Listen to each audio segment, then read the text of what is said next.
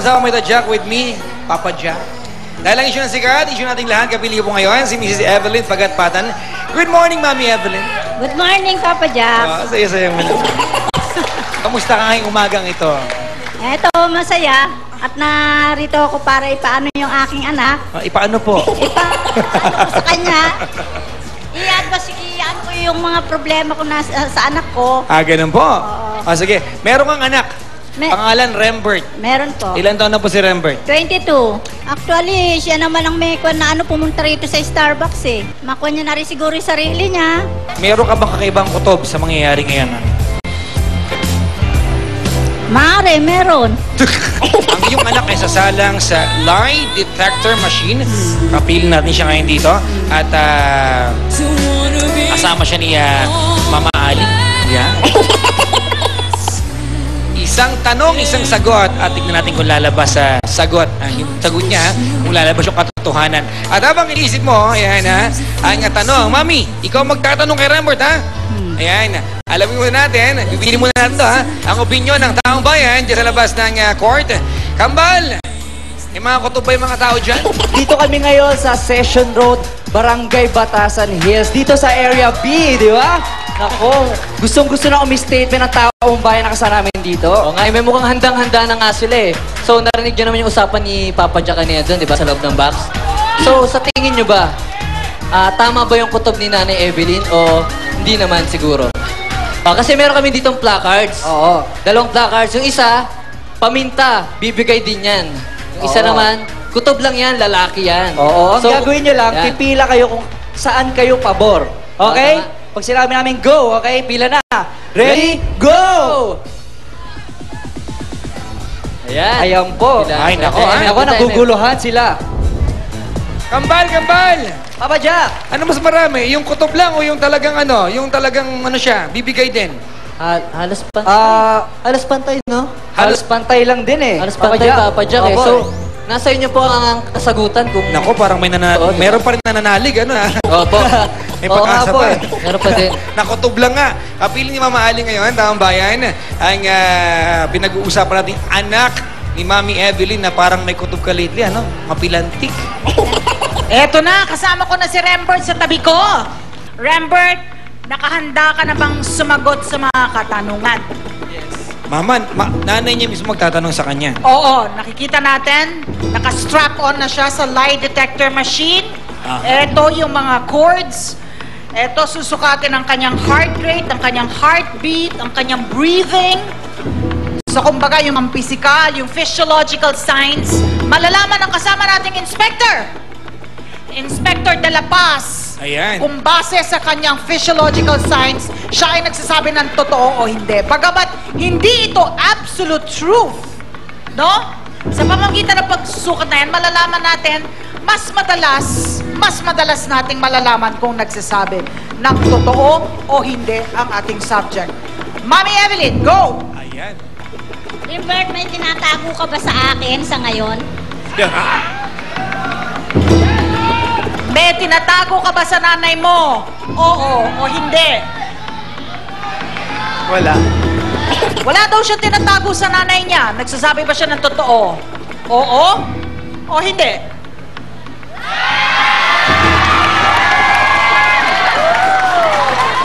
Mami Evelyn! Ano? Sabi ng anak mo, wala siyang tinatago. Sabi ng ating lie detector machine, itchusera yung anak mo. Ano ba yung katotohanan? Ikaw ba naniniwala ka sa kutob mo, Mami? Naniniwala ako sa kutob niya kasi nga yung kinikilos niya, bagamat wala naman siyang pinakikilala sa akin.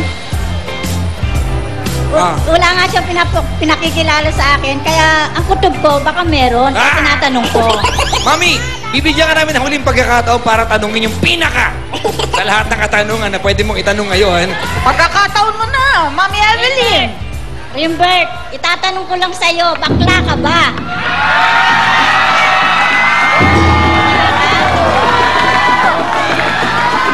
Tanong ng nanay mo, Rembert. Bakla ka ba? Oo o hindi? Oo. Inspector De La Paz! Sabi niya, bakla siya. Nagsasabi ba siya ng totoo? Oo o hindi?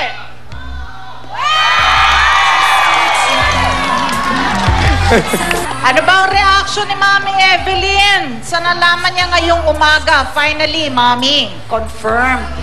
Ang tangi ko na lang sa kanya, yung ayusin niya na lang yung sarili niya. Tanggap ko na kung naging baklaman siya ngayon. O, ayan, Rembert. Yun naman pala, tanggapal naman ba ng nanay mo? Bakit hindi mo naman kaagad masabi sa nanay mo maipagtapat ang kasarian mo? Kasi natatakot din kasi akong magsalita sa kanya nung katenga.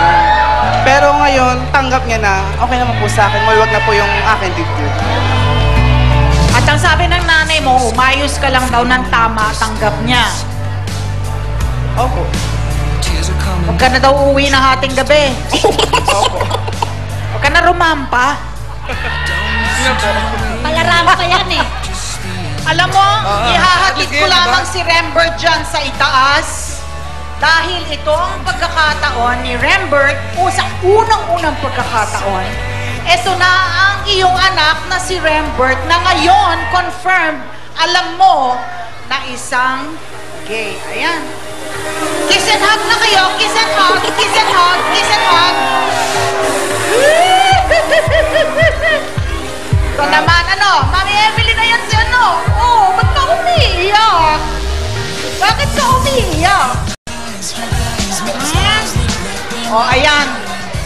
Rembert, anong mensahe mo sa mami mo ngayon na sinabi niya na tanggap na niya pagka-gay mo? Nagpapasalamat din ako na natanggap din niya ako. Kung hindi ko man sasabi sa inyo, sorry po, ma'am. Yun lang po. Mami Evelyn, proud ka ba na si Rembert, of all the, sa lahat ng taong pwede maging anak, si Rembert ang anak mo? Kahit ba din siya? Anak ko yan eh. Siyempre, proud pa rin ako. At Kahit hindi naging naman nagbabago ang pagmamahal mo sa anak mo. Siguro naman medyo unti-unti na rin sigurong mapapamahal. Dahil inaamin niya naman na yung niya eh. So, tanggap mo siya kahit ano pa man Oo, siya. tanggap ko na siya. Kahit ano pa man siya. Kahit sino pa siya.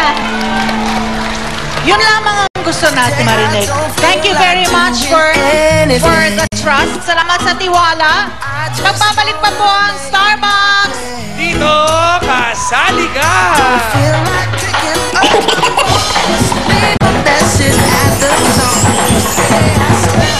Dito sa Paris, may isang breakthrough in scalp care. Introducing Nutriem 10, a complex of 10 vitamin and mineral nutrients. Nourishes scalp 3 layers deep.